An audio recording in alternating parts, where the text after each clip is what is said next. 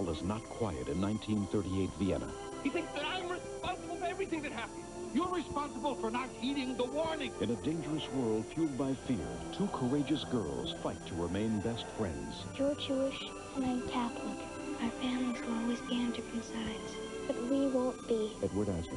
Stay clever and good for me. And Jane Alexander. You boys could be arrested for passing out this film. Star in the most powerful Disney Channel premiere film ever made, A Friendship in Vienna. The Disney Channel salutes Shirley Temple, America's legendary sweetheart. It's Rags to Riches. In Curly Top on the Weekend Family Theater. Beware. Everyone's a potential victim for frightening Halloween fun on the Disney Channel. The horror starts creeping up in the morning and continues to attack into the wee witching hours of the night. Their troubles will now commence. Wake up with a howl with Judd Hirsch. Good evening. And Mariette Hartley in the Halloween that almost wasn't. Then watch the Grey Grumps growl and the Hackensack shout when the Grinch growls because Halloween is Grinch night. Then it's a wicked mix-up of Halloween hoodlums in Which Witch is Which. And it's the classic spook story with the enchanting charm of Jeff Goldblum. Classics illustrated the legend of Sleepy Hollow. Then a garish ghoulie hooks up with the track coach. Peter Ustinov is Blackbeard's ghost. Then a pair of daring dolls are determined to lighten up a jack-o'-lantern that's feeling low. Raggedy Ann and Andy, the pumpkin who couldn't smile. And the Queen of Halloween steps out for a howl. That's a wicked witch. Okay, I ain't the Avon lady. Witch's night out. And that crazy Mr. Toad shakes up the evening with his spooky misadventures. Then watch your back because the Headless Horseman follows with more flaming frights. The Adventures of Ichabod and Mr. Toad. Then Gene Tierney meets the perfect man. Only the perfect man is a little, dead. Rex Harrison co-stars in The Ghost and Mrs. Muir. And Barney has a little problem. A little problem with a poltergeist. The Haunting of Barney Palmer. And round midnight is the bewitching love affair with Tony Curtis and Janet Leigh. I expected something different on my wedding night. Houdini. It's an entire day of thrills and chills. Tuesday, October 31st. And if you're out trick-or-treating, fear not. These spirited shows will run throughout October. I'll be coming back.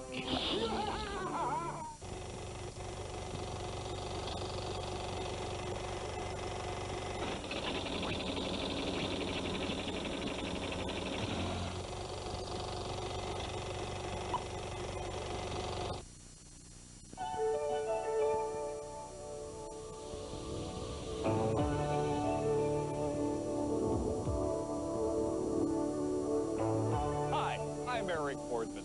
You know, just one of the reasons I love Disneyland is it's a place where things aren't always what they seem to be. It's a place where the unreal can become real, and the real can become unreal. 25 years ago, a brand new form of entertainment opened up right here in the Enchanted Tiki Room. It was a new way of bringing inanimate objects to life, called audio animatronics. Isn't that right, Jose? This is Jose, one of the stars of the Enchanted Tiki Room. And you've been working here day in, day out since 1963, right? See? And you were part of the very first audio animatronic show ever, right? See? Didn't you say anything besides see? See my voice behind you? Behind you? Oh, it's Wally. This is Wally Vogue, the star and comedian of the original Disneyland Golden Horseshoe Revue. See? Now, cut that out. Don't you hate these one-word interviews? Yeah. Oh, see? I don't know. Shall we sit down? Let's. Okay. Wally?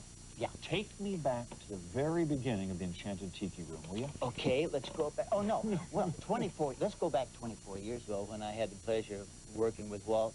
One morning we went in, and we presented our script. He says, that's it. Let's record it. The next day we recorded it. It's still going here in Florida. The same show. We didn't change a word. One of Wally's Tiki Room writing partners, Marty Sklar, is now president of Walt Disney Imagineering. Audio animatronics was an idea of Walt's to carry out the animation that he really started in cartoons. And over time, he became interested in taking that out of a two-dimensional form and moving it into a three-dimensional form. So he experimented with ways that he could move small figures. Early on, Walt had Buddy Ebsen come in and do a dance routine for him, and he photographed it. Then he had the engineers try to duplicate the dance with a small figure that was manipulated by cams and wires. When Disneyland came along, Walt wanted to have different kinds of human and animal forms in the shows. Audio animatronics was used for the first time in a show in Disneyland called the Enchanted Tiki Room, where birds sing and flowers croon, as they say. Well, the New York World's Fair was really a watershed in the development of audio animatronics, because all of what Walt Disney did at the New York World's Fair depended on this new process. We did 4 shows for the fair. Great Moments with Mr. Lincoln, which later became the Hall of Presidents at the Magic Kingdom at Walt Disney World, and a show called The Carousel of Progress that we did for General Electric that played after the World's Fair, played for 5 years in Disneyland and then another 10 years in Walt Disney World, and has just closed as the longest running show in the history of the theater. And the 3rd show was called Magic Skyways, and it became the Primeval Diorama at Disneyland. That was part of that show. But the 4th is easily the best known and probably the favorite show that's ever been done in the Disney parks, and that's It's a Small World. We already had in the ground in New Orleans at Disneyland the foundations and the steel for a major show about the Pirates of the Caribbean, which was going to be a walkthrough. When we came back from the first year of the World's Fair, Walt said, "We can't do this as a walkthrough. We've learned too much." So he had the steel torn out of New Orleans, and we went back to square one and developed the whole idea for the boat ride through the Pirates of the Caribbean, with probably 85 or 90 pirates sacking the town and attacking ships, and probably has become the quintessential major theme show in a Disney park.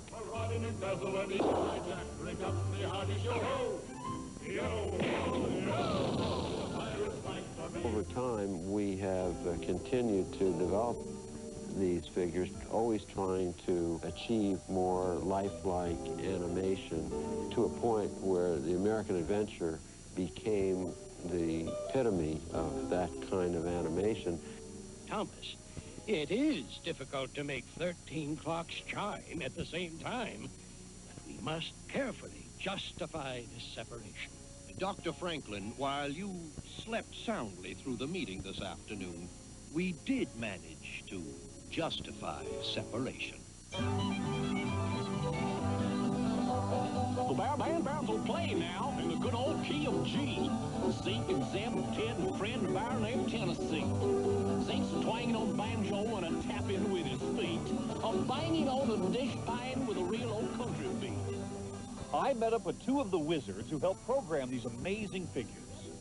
Now, how do you make them move?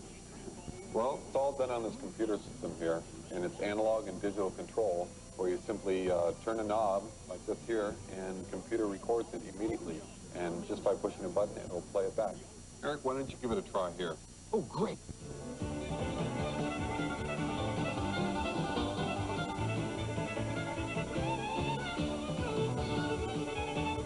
Henry, loan me $5, huh? Hey, Dave, I'm a bear programmer. Yeah. Thank you. And Eric, you obviously are the guy who makes Dave move, right? In some ways, I guess that's true. I try to supply the technical support that Dave needs while he's programming the show.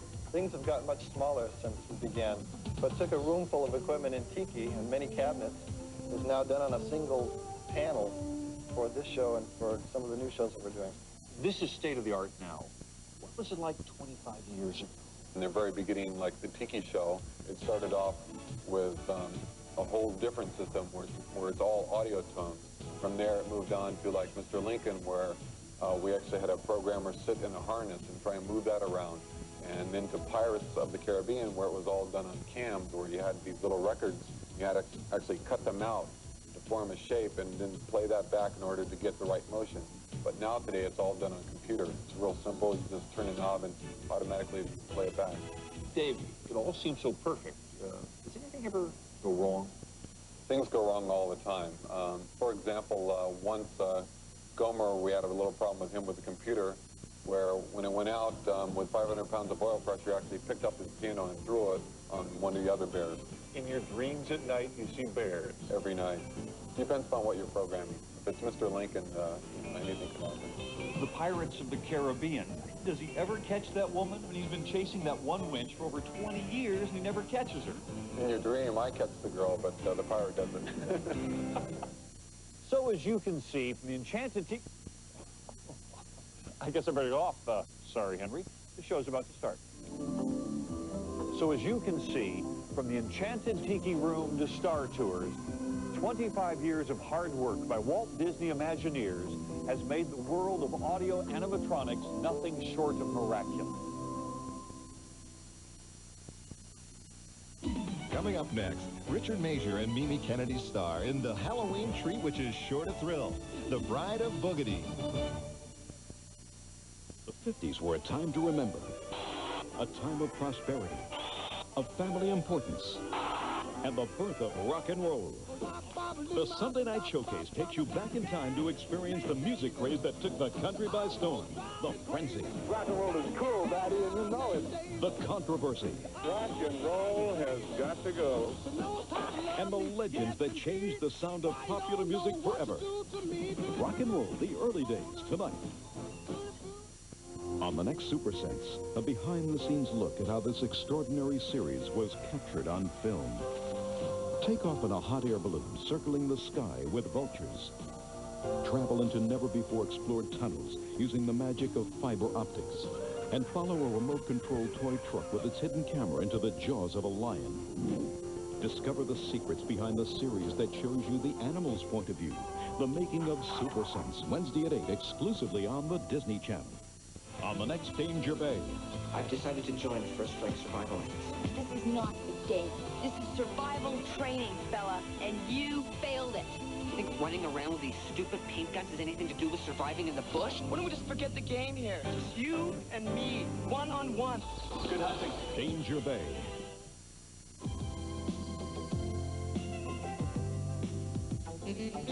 And now, here's a sneak preview of an upcoming Disney Channel exclusive.